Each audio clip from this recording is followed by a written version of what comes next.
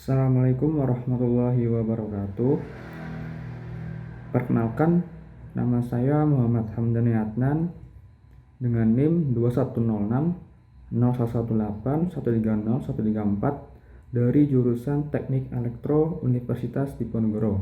Video ini dibuat untuk memenuhi tugas etika profesi, yaitu mengenai pengertian etika profesi itu sendiri dan contoh-contoh pelanggaran yang terjadi. Kata etik berasal dari kata etos yang berarti karakter, watak kesusilaan, atau adat istiadat atau kebiasaan baik. Jadi apa sih etika profesi itu? Etika profesi merupakan sikap hidup berupa keadilan untuk dapat atau bisa memberikan suatu pelayanan profesional terhadap masyarakat itu dengan penuh ketertiban serta juga keahlian. Munculnya etika profesi berasal dari terjadinya banyak penyimpangan perilaku dari penyandang profesi terhadap sistem nilai, norma, aturan ketentuan yang berlaku dalam profesinya. Etika profesi memiliki prinsip-prinsip. Yang pertama ada tanggung jawab terhadap pelaksanaan pekerjaan itu dan terhadap hasilnya. Lalu terhadap dampak dari profesi itu untuk kehidupan orang lain atau masyarakat pada umumnya. Yang kedua adalah keadilan. Prinsip ini terutama menuntut orang yang profesional agar dalam menjalankan profesinya, ia tidak merugikan hak dan kepentingan pihak tertentu, khususnya orang-orang yang dilayaninya dalam rangka profesinya. Yang ketiga ada otonomi, prinsip yang dituntut oleh kalangan profesional terhadap dunia luar agar mereka diberi kebebasan sepenuhnya dalam menjalankan profesinya. Mengingat begitu pentingnya etika, hampir semua profesi yang ada saat ini memiliki kode etik profesi yang dituangkan ke dalam bentuk peraturan tertulis. Pada bidang kelistrikan sendiri, salah satu contohnya adalah PUIL 2011. Sekarang, kita beralih ke contoh pelanggaran etika profesi. Yuk simak video berikut ini.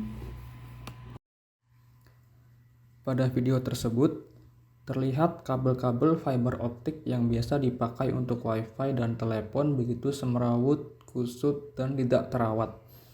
Yang mana ini merupakan pelanggaran profesionalitas dalam etika profesi.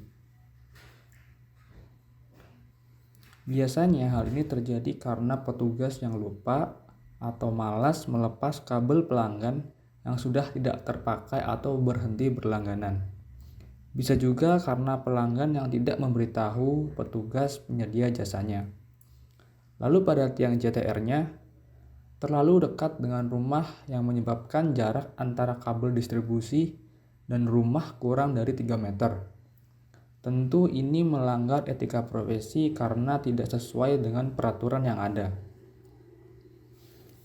Lalu pada jalan Melawarman 3, terdapat kabel sambungan rumah yang terlalu rendah dan terlalu dekat dengan pohon, bahkan menempel dan tertutup oleh ranting.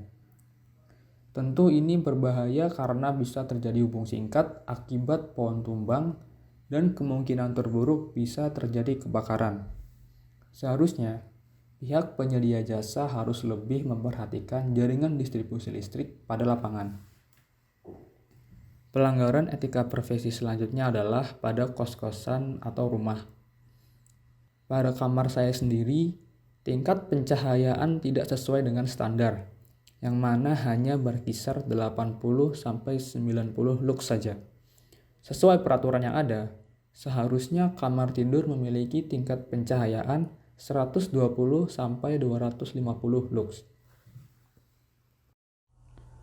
Lalu pada kamar mandinya, tingkat pencahayaan juga tidak sesuai dengan standar, yang mana hanya berkisar 160-190 lux saja.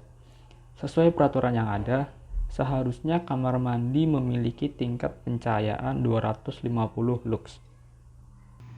Sekian penjelasan mengenai etika profesi dan beberapa contoh kasus pelanggaran yang terjadi. Mohon maaf apabila terdapat kesalahan dalam parucap, dan semoga video ini bermanfaat. Wassalamualaikum warahmatullahi wabarakatuh.